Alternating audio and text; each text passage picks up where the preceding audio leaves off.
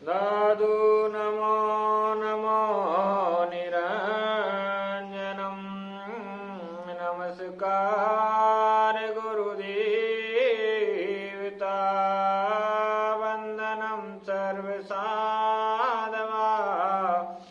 परिणामं परंगत परब्रह्मा परापरं सोममदेव निरञ्जनं निराकार निर्बलं तस्य दादुजेवन्दनं।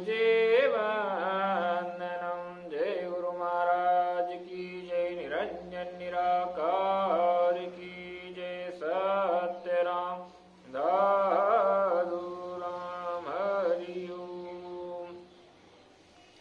भक्तों, गुरुदेव दादू जी महाराज के चरणों में हम प्रणाम करते हैं और उसके बाद दादू जी महाराज की कथा में हम आगे बढ़ते हैं। आज दादू जी महाराज और अकबर के सत्संग का 14 दिन है।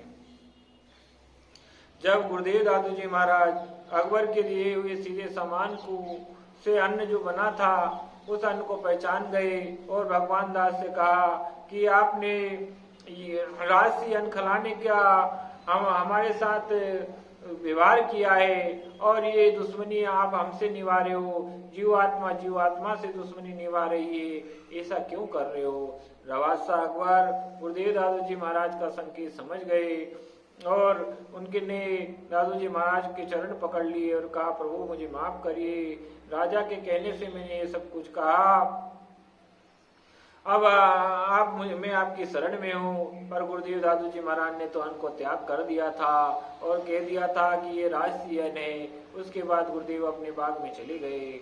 फिर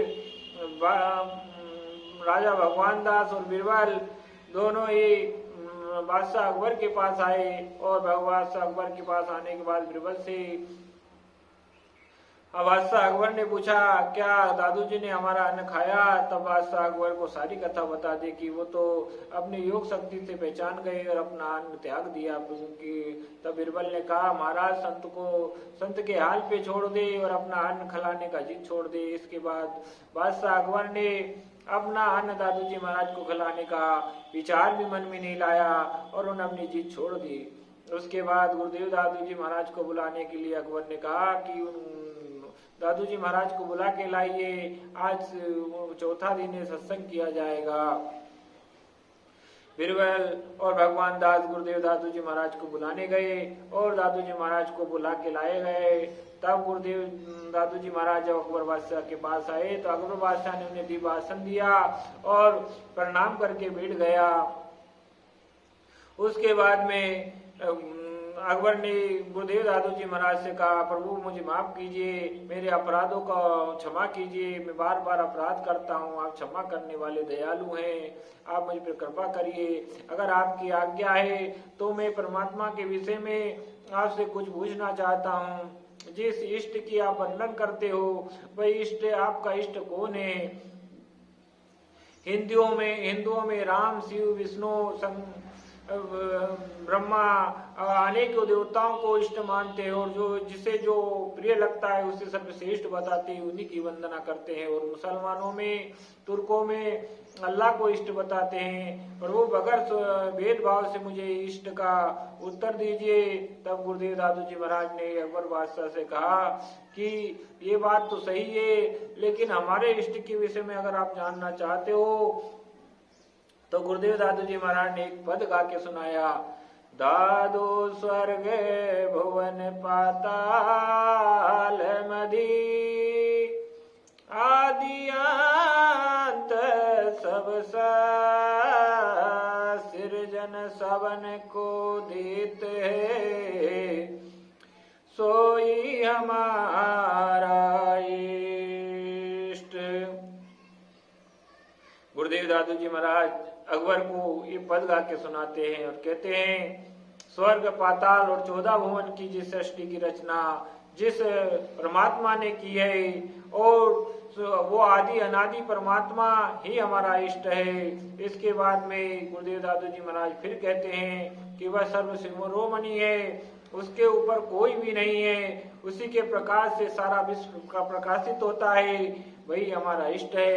वो अनेकों रूपों में समाया हुआ है। इस प्रकार जब इष्ट के बारे में गुरुदेव दादू जी महाराज के वृत्तांत को सुना, विचार को सुना, तब अकबर बादशाह बहुत प्रसन्न हुआ और उन्होंने कहा, गुरुदेव आज तक मुझे ऐसे इष्ट के बारे में किसी ने नहीं बताया।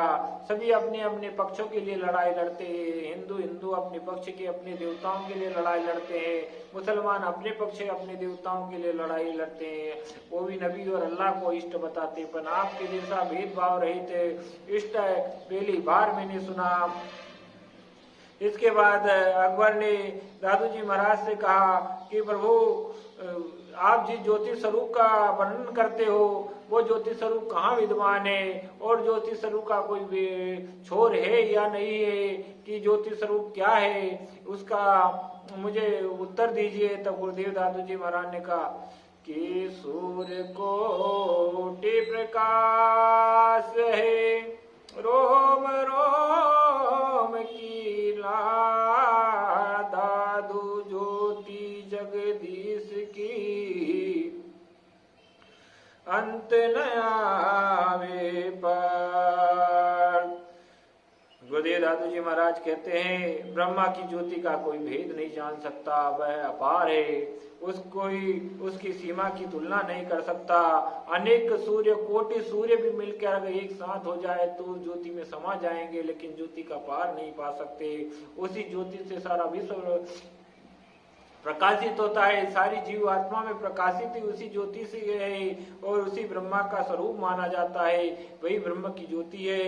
इस प्रकार दादू जी महाराज ने उत्तर जब दिया तो अकबर बादशाह बहुत प्रसन्न हुआ।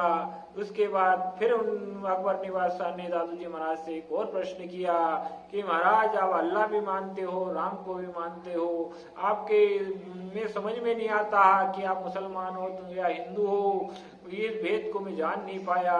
तब गुरुदेव दादू जी महाराज ने इस प्रश्न के उत्तर में और एक और पद गा के सुनाया।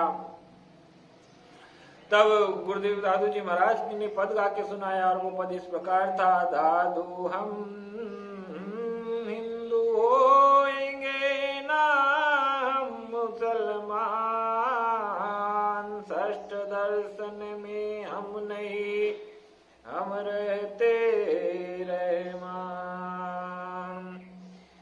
गुरुदेव दादू जी महाराज कहते हैं, हे बादशाह, संतों का कोई धर्म नहीं होता, संत का काम तो भक्ति करना होता है। हम तो रात दिन उस रहमान उस रहीम को रखते हैं, जो परमात्मा सब में रमता है और सब पे दया करता है। हम उसी दयालु परमेश्वर का चिंतन करते हैं। बस हमारा धर्म ही बस यही है। सभी जीव आत्मा में कोई भेद नहीं होता। जीव आत्माओं तो सब एक सी होती है और सब परमात्मा की दी हुई होती है। ये तो शरीरों का और मन का भेद होता है, जो अपने अपने विचारों से मेल नहीं खाता। इस प्रकार गुरुदेव दादू जी महाराज ने अकबर बादशाह को संतुष्ट किया और उनके प्रश्न का हिंदू और मुसलमान के जवाब दिया। इसके बाद में अकबर बादशाह ने फिर एक और प्रश्न किया कि प्रभु, ये परमात्मा कहाँ है और कैसे इनसे प्राप्त किया जा सकता है, और हिंदू मुसलमान का पक्ष ये कैसे बता सकते हो। तब गुरुदेव दादू जी महाराज ने एक और पद गा के सुनाया, हम सब देखा शोध कर दूजा नाही सब घटे के आत्मा, क्या हिंदू मुसलमान। गुरुदेव दादू जी महाराज कह रहे हैं, हे अकबर, हे बादशाह, हिंदू और मुसलमान ये दो भाइयों के समान हैं। ये इनकी जो आत्माएं, जीव आत्माएं, चाहे हिंदू मुसलमान इंसान की हो या प्राणी की हो, किसी भी प्रकार की हो, सभी जीव आत्माएं तो एक ही होती है। इनमें कोई भेद ही नहीं होता। ये तो हम सोच के देखिए, जब हमारा परमात्मा से मिलन हुआ और परमात्मा के देश स्वरूप ज्योति स्वरूप में हम समाये और उसके भेद को जान पाए, तब ये भेद हमें जानकर परमात्मा की कृपा से हमें मिल गया। और हिंदू या आत्माएं कोई अलग नहीं होती, सब मन का भेद होता है।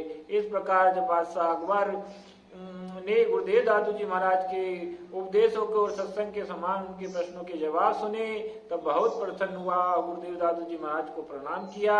बिरबल राजा भगवान दास जी और वहाँ के और भी जो सत्संग सुनने वाले लोग थे सभी प्रसन्न हुए और गुरुदेव दादू जी महाराज को कहा कि ऐसे संत तो ये बड़े दिव्य संत हैं, ऐसे संत तो हमें कभी दर्शन ही नहीं हुए। आज हमारा किस्मत परमात्मा हमारा रहमान परमात्मा हम पर मेहरबान है, इसलिए इनके दर्शन हुए। इस प्रकार गुरुदेव दादू जी महाराज को बार बार प्रणाम करते, दंडवत करते और इसी के साथ दादू जी महाराज और अकबर का चौथे दिन का संपेक्ष रूपी से वर्णन समाप्त होता है। भक्तों, गुरुदेव दादू जी महाराज या संतों की कथाओं पर विश्वास करें और परमात्मा पे अटूट विश्वास करें। परमात्मा हमारे जीवन की आधार है। भक्ति के रास्ते पे चले और राम नाम का स्मरण करे। गुरुदेव दादू जी महाराज तो हमेशा ही जीव कल्याण का रास्ता राम नाम का ही सुझाते हैं। इसी के साथ आज के लिए बस इतना ही। अब अपनी वाणी को मैं विराम देता हूँ। उधर गुरुदेव दादू जी महाराज चौथे दिन का सत्संग समाप्त करके बाद में पधार चुके हैं। अब 5वें दिन क्या होने वाला है उस सत्संग को हम आगे सुनेंगे। बस आपसे विदा लेते हैं। दादू राम सत्य राम, दादू राम सत्य राम। सेवक की रक्षा करे, सेवक के प्रतिपाल, सेवक की बार चढ़े। गुरु दादू